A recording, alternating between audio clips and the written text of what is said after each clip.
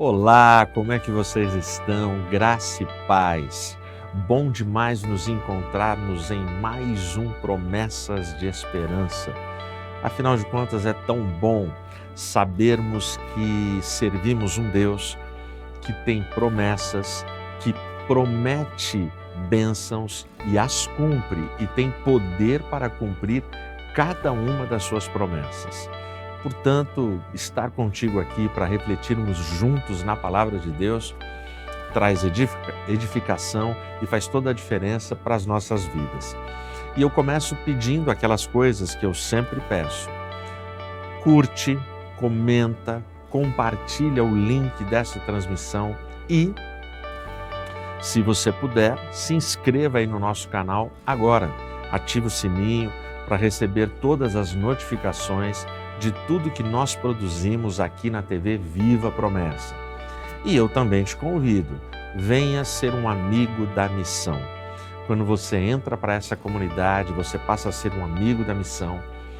Além de você ajudar e contribuir com as suas orações, você vai contribuir com a sua oferta, que nos ajuda demais a melhorarmos o equipamento, a melhorarmos o nosso alcance, a nossa visibilidade e as produções que a gente tem cumprido e feito aqui na TV Viva Promessa. Portanto, o meu muito obrigado por essa nossa parceria. Hoje, no Promessas de Esperança, nós vamos refletir sobre o seguinte tema: a luz dos olhos teus.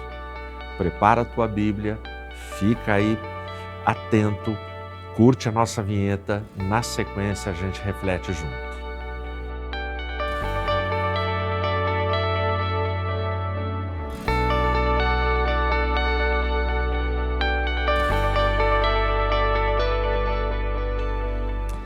Existe uma música na nossa MPB que é um clássico, uma música composta por Vinícius de Moraes. Vinícius de Moraes, reconhecidamente um dos maiores poetas brasileiros. E é justamente a música Pela Luz dos Olhos Teus. Essa música ela se eternizou entre apaixonados, porque é uma música cuja letra fala do amor de um homem por uma mulher, um namorado pela namorada, o esposo pela esposa.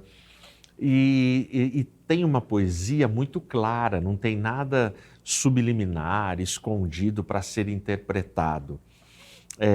Toda a letra, a música, ela conta essa história do amor, da atração e da cumplicidade entre essas duas pessoas apaixonadas. Logo no início da música, a letra ela vai dizer: quando a luz dos olhos meus e a luz dos olhos teus resolvem se encontrar, ai que bom que isso é, meu Deus, que frio que me dá o encontro desse olhar. Me parece que Vinícius de Moraes ele foi muito feliz nesses versos, porque de uma forma sintetizada ele conta sobre esse momento que todos nós que já somos casados, que nós vivemos lá na época do namoro, quando descobrimos o amor pela nossa esposa, ou você mulher pelo seu marido, quando o coração bateu mais forte, quando deu aquela tremedeira e realmente a luz dos olhos dela com a luz dos meus olhos se encontrando, dava um frio. Que bom que isso era e é, meu Deus. Vinícius de Moraes conseguiu traduzir isso. Legal, mas isso é uma poesia de um cantor, de um artista popular aqui do nosso Brasil.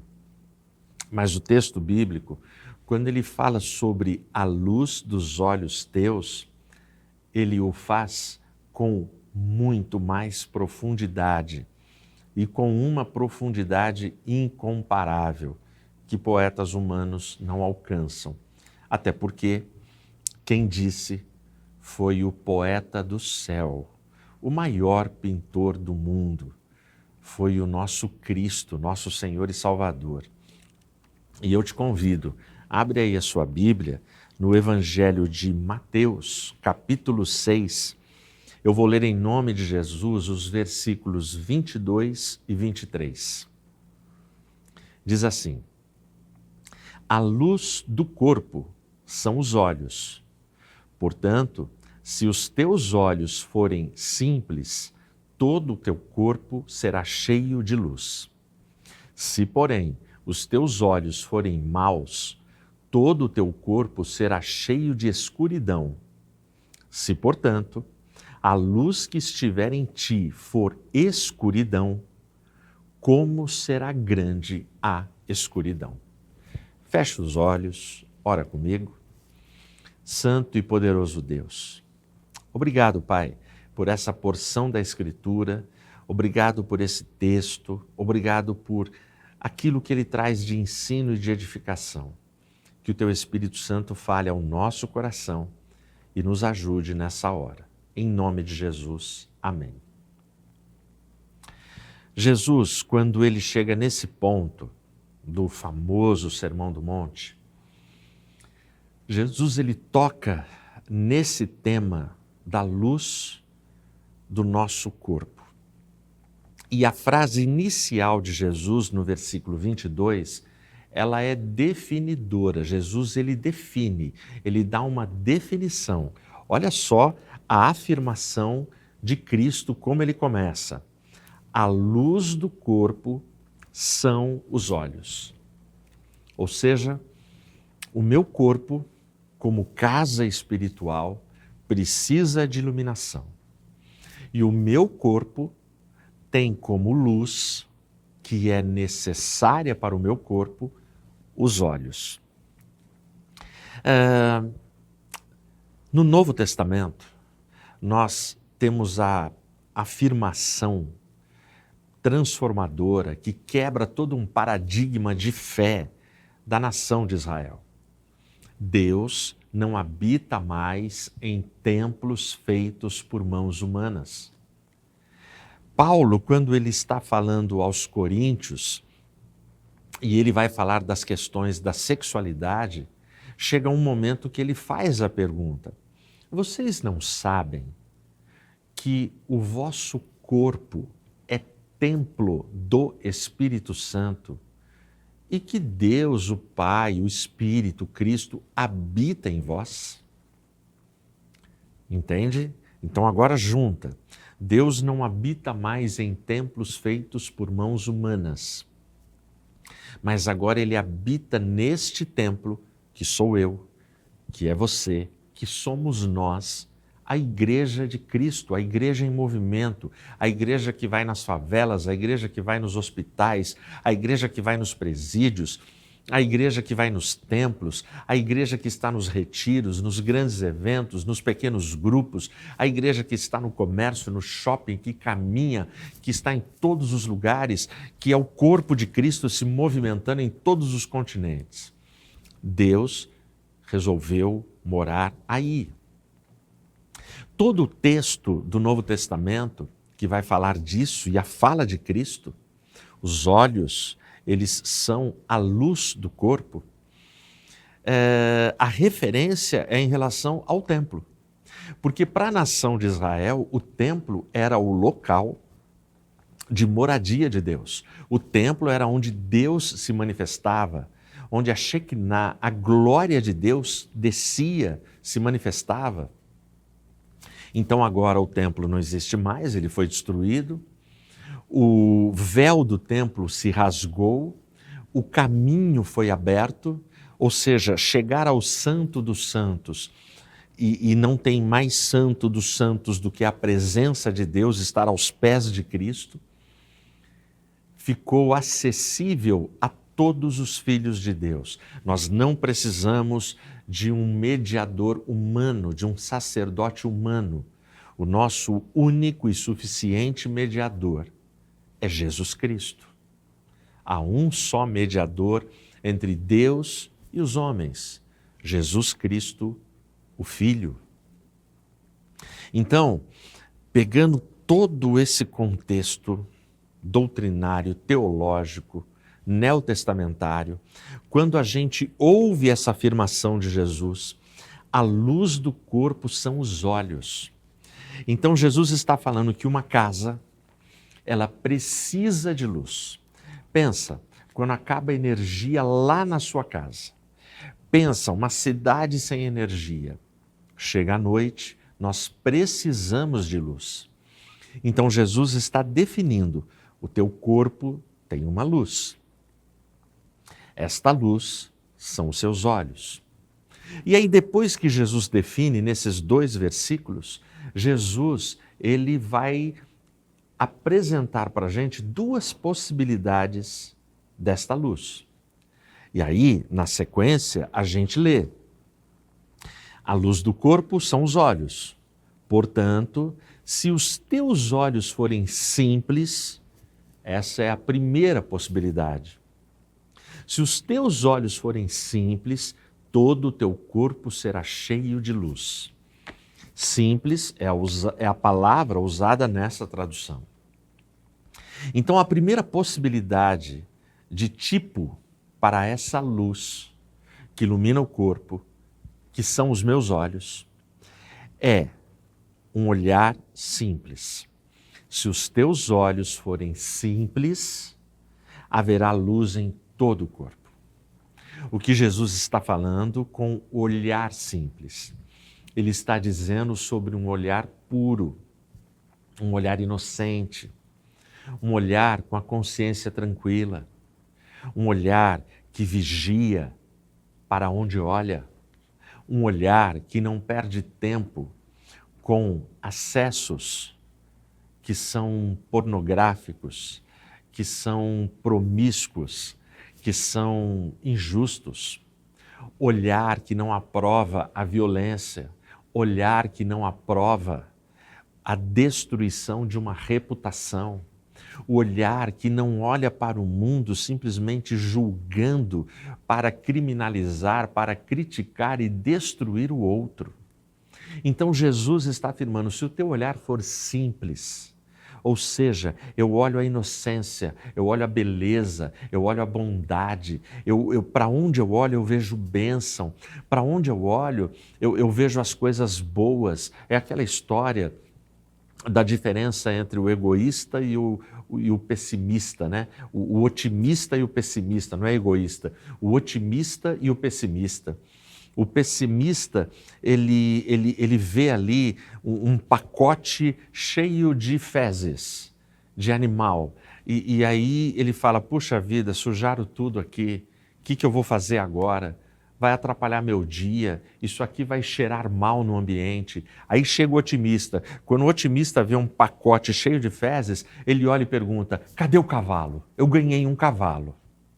A situação é a mesma, mas é a forma como cada um olha, como cada um enxerga. Então, se o teu olhar for simples, se o teu olhar é simples, se o teu olhar é um olhar de bondade, você olha para o outro, você olha para o próximo, você olha para aquelas pessoas menos favorecidas, você olha para os teus superiores, olha para os teus iguais e você olha sem julgamento, você olha com um olhar de longanimidade, de paz.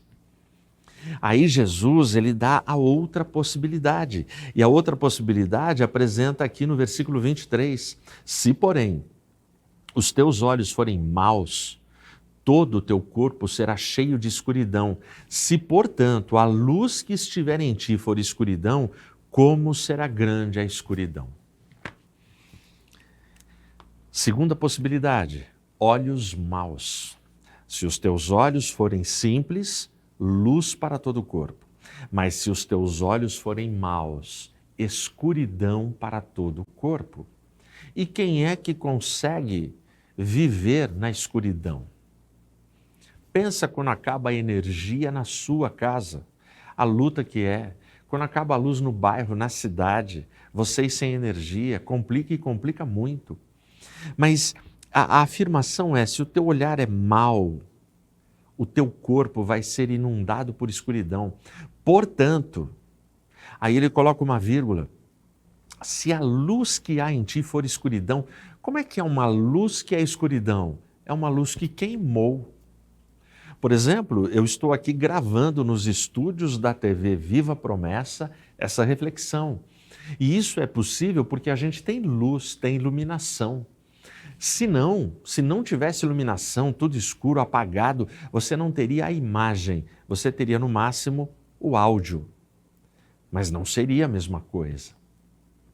Então, a vida na escuridão é complicada. E aí, quando ele fala, portanto, se a luz que existe em você é a escuridão, quão grandes, quão profundas serão estas escuridões na tua vida? Sabe, o olhar mau é aquele olhar que ele olha só pelo ângulo da negatividade. Ele olha pelo ângulo da maldade, ele olha pelo ângulo da destruição, da calúnia, sabe, da fofoca, do falso testemunho. Ele olha para destruir, ele não olha para construir. A 9ª praga que caiu no Egito antes do povo sair na Páscoa, quando Moisés lidera aquele povo, a 9ª praga foram 3 dias de escuridão em toda a terra do Egito. A Bíblia diz que naqueles 3 dias a escuridão foi tão densa, foi tão forte, que as pessoas não conseguiam se movimentar porque elas não enxergavam, elas não tinham como se locomover. De novo, volta na ilustração, no exemplo que eu te dei da energia que acaba, da luz que acaba na sua casa. No momento que a força acaba, é aquele caos. Meu Deus, não estou enxergando nada. Mas passa ali uns 5 minutos, no máximo. O teu olhar já se adaptou à escuridão e você já vê vultos, você já sabe onde está a mesa, a cadeira, o corredor. Até porque você conhece o ambiente da sua casa. Mas você já consegue ter vida. A escuridão que assaltou o Egito na 9ª praga não foi essa, foi uma escuridão densa. Foi uma escuridão que impedia as pessoas de andarem, porque você não enxergava a 1 palmo na frente do nariz. Imagina o desespero, 3 dias de escuridão total sobre todo o Egito. A escuridão abraçou toda a nação. A Bíblia diz que o único lugar que não foi atingido por essa praga foi justamente a terra de Gósen, onde os israelitas moravam, onde eles ficavam. Ali não teve densas trevas. Aliás, ali as pragas não chegaram, porque ali tinha a aliança com o Todo-Poderoso, o que não deixa de ser confortante para a gente, porque grandes pragas cairão sobre essa terra, grandes tribulações virão sobre essa terra, mas Deus continua tendo um compromisso com o povo da sua aliança para proteger, para libertar, para livrar do mal. Porque se não fora o Senhor, ora, diga a Israel, se não for o Senhor, nós não estaríamos aqui nesse papo, nessa reflexão. Portanto, olhos maus nos levam para densas trevas. E densas trevas, uma grande escuridão, abraça todas as áreas da nossa vida e a gente já não enxerga mais. Uma coisa é você andar à noite com luz. Você percebe lá na frente o perigo, você desvia.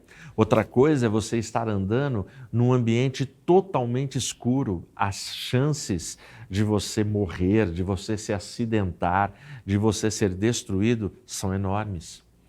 Por isso é triste quando nós olhamos e percebemos pessoas que elas estão desprezando, esbanjando, sendo indiferentes com a luz dos olhos que Deus deu a elas. Elas olham de forma má, portanto a vida fica numa escuridão incessante e a vida vai indo de mal a pior, porque elas não acertam, elas não corrigem os passos, falta luz. Mas os olhos são a luz do corpo.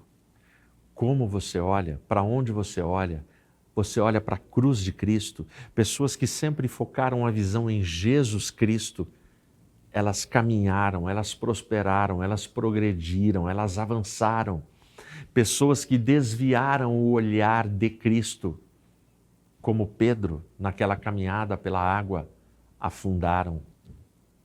Umas ainda foram resgatadas e salvas, outras se perderam. Então pensa bem na luz dos olhos teus. E por que chegou neste quadro?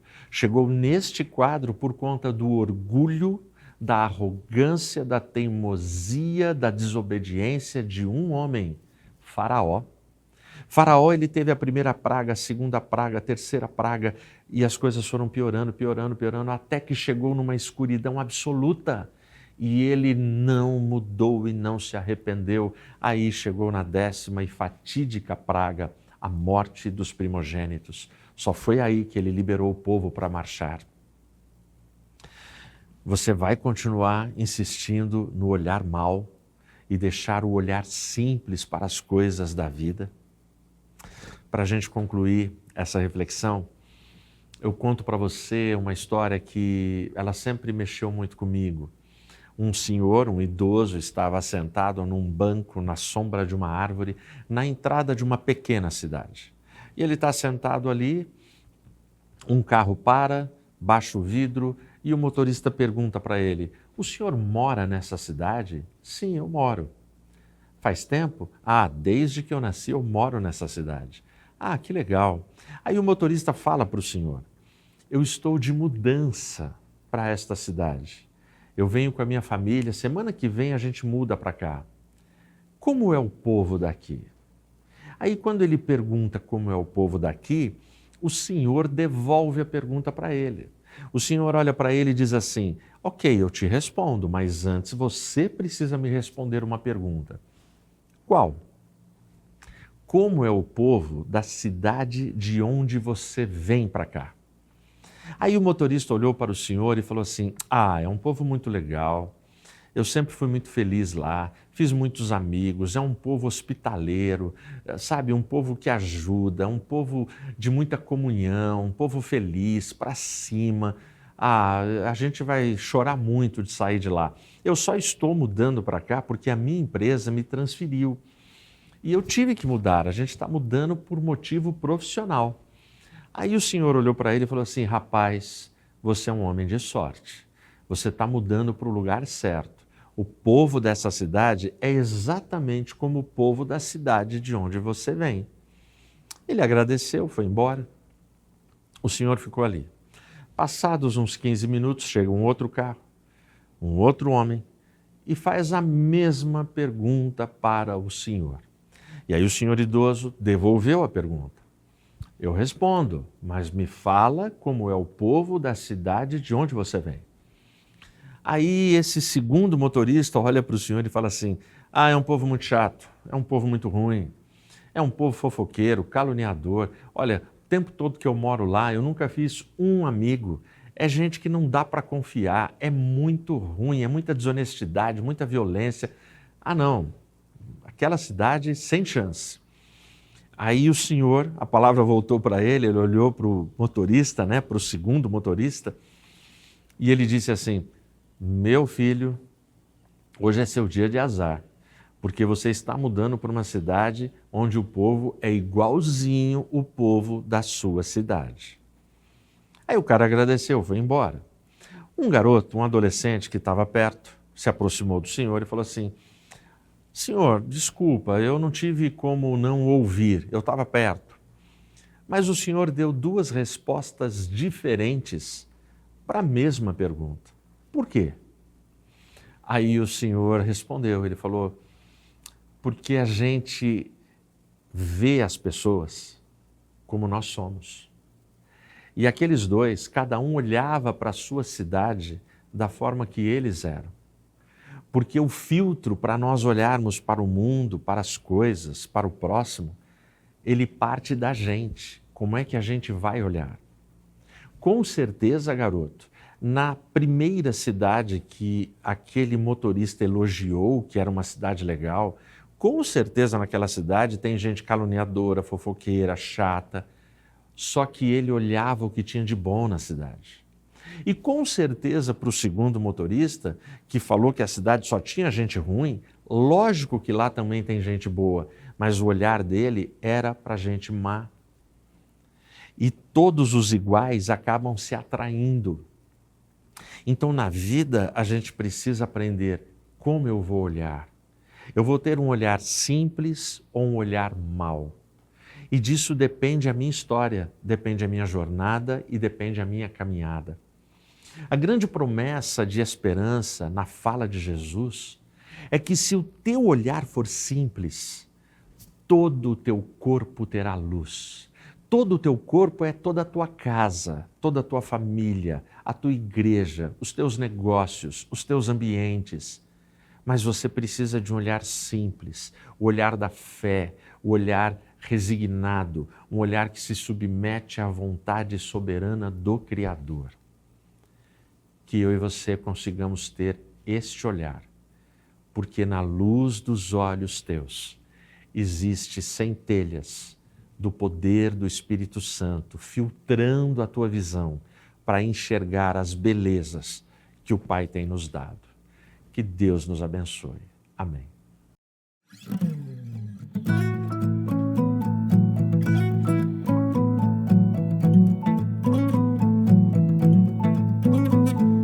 Abram-se os portais para que entre o Rei da Glória.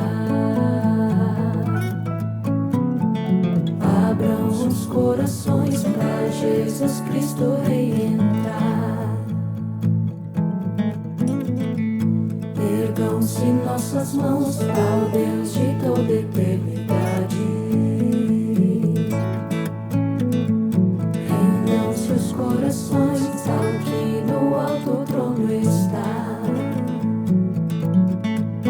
O que é e que virá, toda a terra o adora, toda a criação proclama a glória de Deus. O que é e que virá, toda a terra o adora, toda a criação proclama a glória de Deus.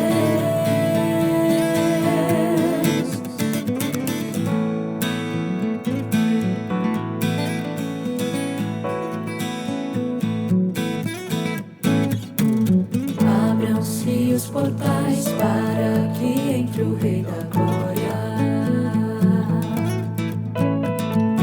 Abram os corações para Jesus Cristo Rei entrar. Ergam-se nossas mãos ao Deus de toda eternidade.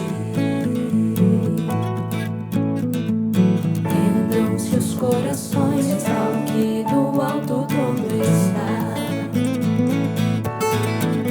O que é e que virá, toda a terra o adora, toda a criação proclama a glória de Deus. O que é e que virá, toda a terra o adora, toda a criação proclama a glória de Deus. Teu é o reino, tua é a glória para sempre, sempre. Teu é o reino, tua é a glória para sempre, sempre. O que é e que virá, toda a terra o adora, toda a criação proclama a glória de Deus. O que é e que virá, toda a terra o adora, toda a criação proclama a glória de Deus. Teu é o reino, tua é a glória para sempre, sempre.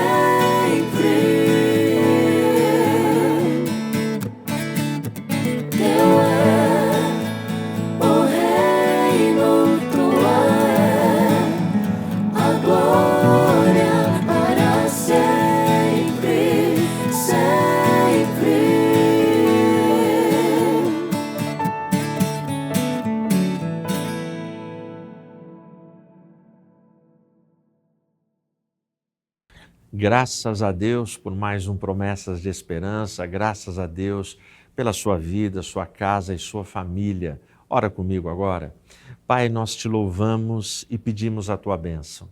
Nos ajuda, Pai, refina o nosso olhar, filtra o nosso olhar e dirige o nosso olhar para as coisas boas, para as bênçãos desta vida e aquelas bênçãos que tu muitas vezes envia até nós e a gente não enxerga, porque estamos ocupados em olhar outras coisas de forma crítica e negativa. Derrama a tua bênção, multiplica a nossa fé e ajuda, Senhor, cada um de nós. Sê conosco, em nome de Jesus eu oro. Amém. Amém. Deus te abençoe, abração e até o próximo Promessas de Esperança.